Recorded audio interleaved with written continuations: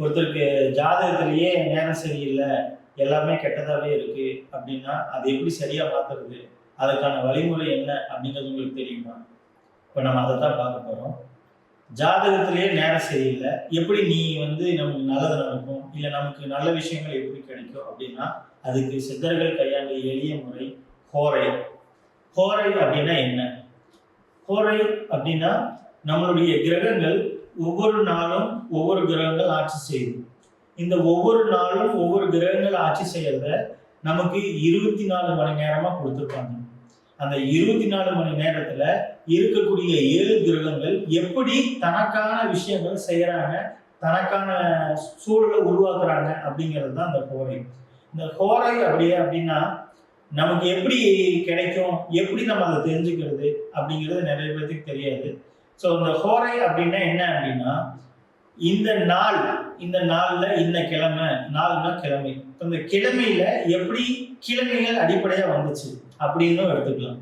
கிழமைகள் இப்போ வரிசையா ஞாயிறு, திங்கள், செவ்வாய், புதன், வியாழன், வெள்ளி, சனி, இதெல்லாம் எப்படி இந்த வரிசைப்படி வந்துச்சு அப்படின்னா ஹோரையோட அடிப்படையில தான் அதுவும் வந்துச்சு. சரி, இப்போ இந்த ஹோரையை எப்படி நம்ம தெரிஞ்சுக்கிறது அப்படின்னா ரொம்ப எளிமையா சித்தர்கள் அதற்கான வழிமுறைகளை சொல்லியிருக்காங்க. ஸோ எப்படி சொல்லியிருக்காங்க அப்படின்னா, ஒவ்வொரு நாளும் தொடங்கக்கூடிய அந்த காலம், இப்போ காலையில 6 மணி முதல் அடுத்த நாள் காலையில 6 மணி வரைக்கும் 24 மணி நேரம் கணக்கு எடுத்துக்கோங்க. அந்த 24 மணி நேரம் கணக்குல இந்த 6 மணி முதல் அடுத்த நாள் காலையில 6 மணி வரைக்கும் இருக்கக்கூடிய காலத்தை இருக்கக்கூடிய இந்த 7 கிரகங்கள் தனக்கான ஒவ்வொரு காலத்தையும் ஒவ்வொரு மணி நேரத்தையும் எடுத்திருக்காங்க. ஸோ இது எப்படி அப்படின்னா, இப்போ நீங்க உதாரணத்துக்கு இன்னைக்கு வியாழக்கிழமை அப்படின்னா வியாழக்கிழமை காலையில 6 மணிக்கு குருவோர, அடுத்தது பார்த்தீங்கன்னா செவ்வாய் ஓர 7 மணிக்கு, அடுத்து 8 மணிக்கு சூரிய ஓர, 9 மணிக்கு பார்த்தீங்க அப்படின்னா சுக்கிர ஓர, 10 மணிக்கு பார்த்தீங்கன்னா புதன் ஓர, 11 மணிக்கு பார்த்தீங்கன்னா சந்திர ஓர, 12 மணிக்கு சனி ஓர, அண்ட் 1 மணிக்கு குரு ஓர. ஸோ இப்போ இந்த 7 மணி நேரம் அதுதான் அவங்களுடைய ஆட்சி நேரம். அப்போ அந்த ஆட்சி நேரங்கள் எப்படி வருது, திருப்பி எப்படி நமக்கு கிடைக்கும்? இப்போ ஒரு நாள்ல 7 மணி நேரம் மட்டும்தான் இது வருதுன்னா திருப்பி குருவில் இருந்து அடுத்து சனி வரைக்கும் அடுத்து 7 மணி நேரம். அப்போ ஒரு நாளைக்கு 24 மணி நேரம்னா இந்த ஓரைகள், ஒரு ஓரை 3 டைம் நமக்கு கிடைக்குது. அப்போ 3 டைம் ஒரு ஓரையுடைய செட் ஆஃப் டைம் எவ்வளவு நேரம் அப்படின்னா 7 மணி நேரம். அப்ப அந்த 7 மணி நேரம் ஒரு ஓரை இல்ல, கிரகங்களுடைய அந்த ஓரைக்கான கால அவகாசம் 7 மணி நேரம். ஒரு நாளைக்கு நமக்கு 24 மணி நேரம் வருதா, 24 மணி நேரத்துல 3 மணி 7ஆ பிரிச்சிங்கன்னா 21 மணி நேரம் முடிஞ்சிருது. அடுத்து அந்த 3 மணி நேரம் அடுத்த ஓரைகளோட கண்டினியூட்டி, அதோட தொடர்ச்சியில் தான் அது வரும். உங்களுக்கு புரியுற மாதிரி சொல்லணும் அப்படின்னா, வியாழக்கிழமை குரு ஓரையில தொடங்கி வெள்ளிக்கிழமை காலையில சுக்கிர ஓரையில அது தொடங்கும். அதாவது சூரிய ஓரையில முடியும். அது உங்களுக்கு வாயில சொல்லும் போது ரொம்ப என்னமோ கஷ்டமா தெரியும். ரொம்ப எளிமை. 7 மணி நேரம் நீங்க கணக்கு வச்சுக்கீங்க. நீங்க நான் சொல்றத நோட் பண்ணிக்கீங்க. ஏன்னா நான் இப்பவே எழுதி கூட காட்டுறேன். ஒரு நாளைக்கு 6 மணி 7 மணி நேரம் 24 மணி நேரத்துல 6 மணி நேரம் கணக்கு வச்சுக்கங்க, 7 மணி நேரம் கணக்கு வச்சுக்கங்க. அந்த 7 மணி நேரம் பார்த்தீங்கன்னா 3 பார்ட்டா பிரிச்சுக்கங்க. 24 மணி நேரம், 24 மணி நேரத்தை 7 மணி நேரம் ஒரு செட்டு, அடுத்து 7 மணி நேரம் ஒரு செட்டு, அடுத்த 7 மணி நேரம் ஒரு செட்டு, அடுத்தது 3 மணி நேரம். இப்போ நான் சொன்ன ஆர்டர் மட்டும் கரெக்டா ஞாபகமா வச்சுக்கிட்டீங்க அப்படின்னா அடுத்தடுத்து உங்களுக்கு எல்லாமே தெரியறதுக்கு வரும். இப்போ உதாரணத்துக்கு நான் குரு வரையும் சொல்லியிருக்கேன் இல்லையா, இப்போ வியாழக்கிழமை காலையில வியாழன் காலை 6 மணி அப்படின்னு எழுதிட்டீங்கன்னா 6 மணிக்கு குருவோர, 7 மணிக்கு செவ்வாய் ஓர, 8 மணிக்கு சூரியன் ஓர, 9 மணிக்கு சுக்கிரன் ஓர, 10 மணிக்கு புதன் ஓர, 11 மணிக்கு சந்திர ஓர, 12 மணிக்கு சனி ஓர, 1 மணிக்கு குரு ஓர. ஸோ இந்த குரு ஓரையில தொடங்கி சனி ஓரையில முடிகிறது தான் 7 மணி நேரம் கணக்கு. அதுதான் இந்த டைம். இந்த டைம் தான், இந்த ஆர்டர் படி தான் எல்லா நாளுமே தொடங்கும். இப்போ இது முதல் 6 மணில இருந்து மதியானம் 1 மணி வரைக்கும், அடுத்து திருப்பியும் அடுத்து மதியானம் 1 மணியிலிருந்து நைட் 8 மணி வரைக்கும் அதே தான் நடக்கும். அந்த நைட் 8 மணியிலிருந்து அதிகாலை 3 மணி வரைக்குமே அதே தான் திரும்பி வரும். ஸோ இப்போ இந்த ஓரைகள் தொடர்ச்சியா 3 செட்டா வருது ஒரு நாளைக்கு. இப்போ இந்த ஓரையுடைய பலன் என்ன, இதனால் என்ன விஷயங்கள், இதுக்கு நமக்கு என்ன நன்மை கிடைக்கும் அப்படின்னா, இந்த இயற்கையான ஓரைகள், ஸோ இயற்கை சுவர், இயற்கையான நல்ல கிரகங்கள், இயற்கையான கெட்ட கிரகங்கள் அப்படின்னு எல்லாம் பிரிச்சிருக்காங்க நம்மளோட முன்னோர்கள். அதன் அடிப்படையில குரு, சுக்கிரன், புதன், சந்திரன் இவங்க எல்லாருமே இயற்கையா நல்லவங்க அப்படின்னு சொல்லியிருக்காங்க. அடுத்து இயற்கையா கெட்டவங்க அப்படின்னு சொல்லி யாரெல்லாம் சொல்லியிருக்காங்கன்னா, சூரியன், செவ்வாய், சனி இவங்களை எல்லாம் இயற்கையா கெட்டவங்கன்னு சொல்லியிருக்காங்க. ஸோ கெட்டவங்க நல்லவங்கிறது இங்க ரொம்ப முக்கியம் இல்லை. இதுல என்ன நாம தெரிஞ்சுக்க வேண்டியதுன்னா, குரு ஓரை அப்படின்னா நமக்கான விஷயங்கள் நமக்கு யாராவது சொல்லி கொடுத்தாங்கன்னா அவங்களுக்கு ரொம்ப முக்கியத்துவம் கொடுக்கவும், அண்ட் சுக்கிர ஓரை அப்படின்னா காசுக்கான விஷயங்கள், காசு கொடுக்கறது, நல்ல விஷயங்கள் தொடங்குறது, இதெல்லாம் பண்றதுக்கும், அண்ட் புதன் ஓரை அப்படின்னா நம்ம படிப்பு, அறிவு சம்பந்தமான விஷயங்கள் அல்லது கமிஷன் பேஸ்டு வேலைகள் இதெல்லாம் செய்யறதுக்கும் புதன் ஓரை. அதே மாதிரி சந்திர ஓரை பெண் பிரச்சனை, பெண்ணால் பிரச்சனை, இல்லை மனசு ரொம்ப சங்கடமா இருக்கு அப்படின்னா அந்த சந்திர ஓரையில மெடிடேஷன் பண்ணலாம், அல்லது பெண் தெய்வ கோயிலுக்கு போகலாம். இந்த மாதிரி அந்த ஹோரையில அதற்கான விஷயங்கள் நம்ம செய்யும்போது அதுக்கான பலன் நமக்கு உடனே கிடைக்குது. நீங்க உங்க ஜாதகத்துல நேரம் சரியில்லை, உங்களுக்கு அந்த திசை நடக்குது, இப்படி பிரச்சனையா இருக்குது, 7 சனி நடக்குது, இல்ல வேற ஏதாவது பூர்வ ஜென்ம பிரச்சனையா இருக்குது, இப்படி எதை சொன்னாலும் நீங்க இந்த ஓரையை கையில எடுத்து அந்த ஓரையில உங்களுக்கு எது பிரச்சனையா இருக்குதோ அந்த ஹோர நேரத்துல அந்த பிரச்சனையை நீங்க செஞ்சீங்க அப்படின்னா, அந்த பிரச்சனைக்கான மாற்று வழிமுறைகளை செஞ்சீங்கன்னா கண்டிப்பா அது மாறும். இது சித்தர்கள் கையாண்ட எளிய முறை. இது நீங்க போய் அங்கேயும் இப்படி எழுதி இதெல்லாம் நீங்க கஷ்டப்படவே வேண்டாம். தினசரி கேலண்டர்ல அங்க போட்டிருக்காங்க. அப்படி இல்லைன்னா அந்த கேலண்டர்ல திருப்பி பார்த்தீங்க அப்படின்னா அதுலயே போட்டிருப்பாங்க ஹோர நேரம் அப்படின்னு போட்டிருப்பாங்க. அந்த ஹோர நேரம் போட்டதுல பகல், இரவு இதெல்லாம் போட்டிருப்பாங்க. இந்த பகல், இரவு அப்படின்னு போட்டிருப்பாங்க. இந்த பக்கம் பார்த்தீங்கன்னா ஞாயிறு, திங்கள், செவ்வாய் இப்படி எல்லாமே போட்டிருப்பாங்க.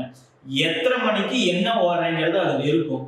ஸோ நீங்க அதை நீங்க பார்த்துக்கிட்டு அந்த நேரத்துல, இப்போ உதாரணத்துக்கு உங்களுக்கு படிப்பே வரவே மாட்டேங்குது அப்படின்னு வச்சுக்கோங்க, இல்ல படிச்சதெல்லாம் மறந்து போயிடுது, எக்ஸாம் நேரத்துல படிச்சது மறந்து போயிடுது அப்படின்னா, புதன் முறையில அந்த படிப்புக்கான விஷயத்துக்கு எனக்கு மறக்கக்கூடாது, என்னோட விஷயங்கள் எல்லாம் எனக்கு கிடைக்கணும், நான் படிச்சதெல்லாம் ஞாபகமா இருக்கணும், நான் எக்ஸாம்ல நல்ல மார்க் வாங்கணும் அப்படின்னா அந்த புதன் முறையில நீங்க உங்க மனசை ஒருநிலைப்படுத்தி நீங்க அதுக்கான முயற்சி பண்ணீங்க அப்படின்னா கண்டிப்பா நீங்க படிச்சது மறந்து போகாது.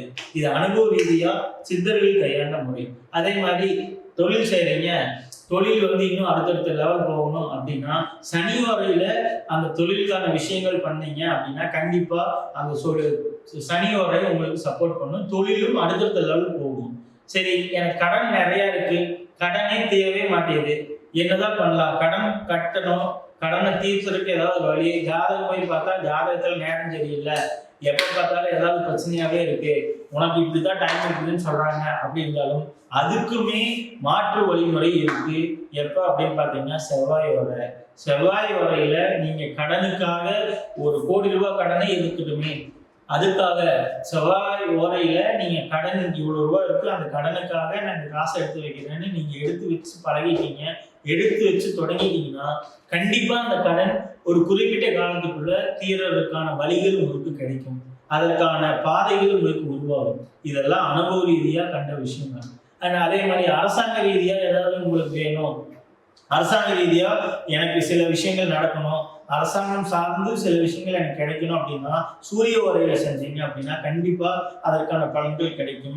அண்ட் அதே மாதிரி தந்தை அப்பாவுக்கு ஏதாவது ஒரு ஹெல்த் இஷ்யூ, அப்பாவோட பிரச்சனை, இல்லை அப்பாவுக்கு கூட மனசங்கடங்கள் இதெல்லாம் இருந்ததுனாலுமே சூரிய ஓரையில நீங்க செஞ்சீங்க அப்படின்னா கண்டிப்பா அதற்கான விடுமுறை முழுமையா கிடைக்கும், அந்த பிரச்சனையிலிருந்து தீர்வும் கிடைக்கும், திரும்பி அது வராது. ரொம்ப முக்கியமான விஷயம் இதுதான். இந்த ஹோரையை கையாண்டு அதுல நீங்க பயன்பட ஆரம்பிச்சிட்டீங்க அப்படின்னா அந்த விஷயம் திரும்ப உங்க லைஃபுக்குள்ள வராது. ஏன்னா இதெல்லாம் சித்தர்கள் கையாண்ட வழிமுறைகள், நமக்காக நம்ம முன்னோர்கள் குறிச்சு வச்ச விஷயங்கள். இதெல்லாம் ரொம்ப சாதாரண விஷயமா தெரியும், பட் ரொம்ப பவர்ஃபுல்லான பரிகாரமாகவும் பவர்ஃபுல்லா மக்களுக்கு கிடைச்சிட்டு இருக்கு. இது அனுபவ ரீதியா நடக்கிற உண்மைகள். அண்ட் அடுத்து பாத்தீங்க அப்படின்னா உங்களுக்கு சந்திரோரை எடுத்தீங்கன்னா நான் சொன்ன மாதிரி மனசு, அதே மாதிரி தாயார், பெண்கள், பெரியவங்க இவங்க எல்லாத்துக்குமே பிரச்சனைகள்லாம் இருக்கு, இல்ல அவங்களுடைய அந்த மனசு நிம்மதி இல்லாம இருக்குன்னா சந்திரோரையில பண்ணீங்க அப்படின்னா கண்டிப்பா பெரிய லெவல் கிடைக்கும், அதுக்கான மாற்றங்களும் கிடைக்கும்.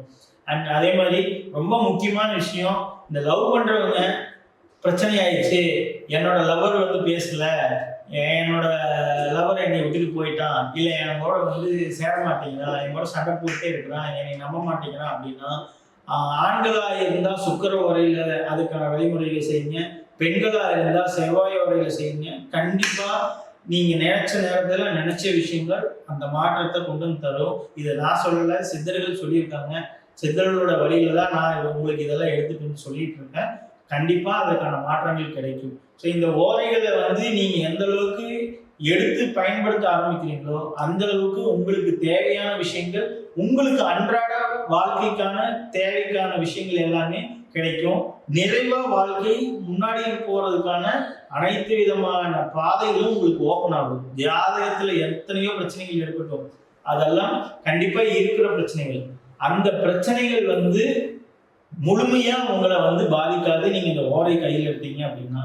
அதே மாதிரி இந்த ஹோரையை நீங்க எவ்வளவு தூரம் நம்புறீங்களோ அவ்வளவு தூரம் இந்த ஹோரை இந்த பிரபஞ்சத்துக்கு கூட உங்க கூட அது கூட சேர்ந்து உங்க கூட திரும்பி அதுக்கான விஷயங்களை கொடுக்க ஆரம்பிக்கும். ரொம்ப சிம்பிளுங்க. நீங்க வந்து யோசிச்சுட்டே இருந்த இப்போ நம்ம செய்யறதுக்கும் யோசிக்கிறதுக்குள்ள வித்தியாசம் தான்.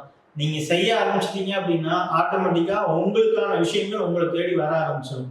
இந்த பிரபஞ்சம் நீங்க எதை கேட்டீங்கன்னாலும் கொடுக்கறதுக்கான தயாரா இருக்கக்கூடிய ஒரு விஷயம். அந்த பிரபஞ்சத்துல அதற்கான நேரத்துல நீங்க கேட்கும்போது கண்டிப்பா அது முழுமையா கிடைக்கும். ஸோ உங்களுக்கு வேற ஏதாவது சந்தேகங்கள் ஏதாவது இருந்ததுன்னா நம்மளோட சேனல்ல கமெண்ட்ல கேளுங்க. வேற உங்களுடைய தனிப்பட்ட ஜாதகங்களை ஏதாவது பார்க்கணும், இல்ல ஹோரையை நான் எப்படி தெரிஞ்சுக்கணும் அப்படின்னா நீங்க கமெண்ட் பண்ணுங்க. கண்டிப்பா அதுக்கான பதில் நான் அடுத்த பதிவுல நான் கொடுக்குறேன். அண்ட் இதெல்லாம் நீங்க செஞ்சு எந்த அளவுக்கு நீங்க செயல்படுத்தி அதை உணர்ந்தீங்க அப்படிங்கிறதையும் கமெண்ட்ல சொன்னீங்க அப்படின்னா கண்டிப்பா எனக்கு கொஞ்சம் அடுத்த வீடியோ போடுறதுக்கு ஒரு ஊக்குவிப்பா இருக்கும். அடுத்தடுத்த விஷயங்கள், மக்களுக்கான விஷயங்கள், மக்களுக்காக சித்தர்கள் கொடுத்த விஷயங்கள் எல்லாம் அடுத்தடுத்த பதிவுல வருது. ஸோ உங்களுடைய ஆதரவும் அன்பும் எப்பொழுதும் வேண்டும். குருநாதருக்கு நன்றி, சித்தர்களுக்கு நன்றி, இயற்கைக்கு நன்றி, பிரபஞ்சத்திற்கு நன்றி. நன்றி, வணக்கம்.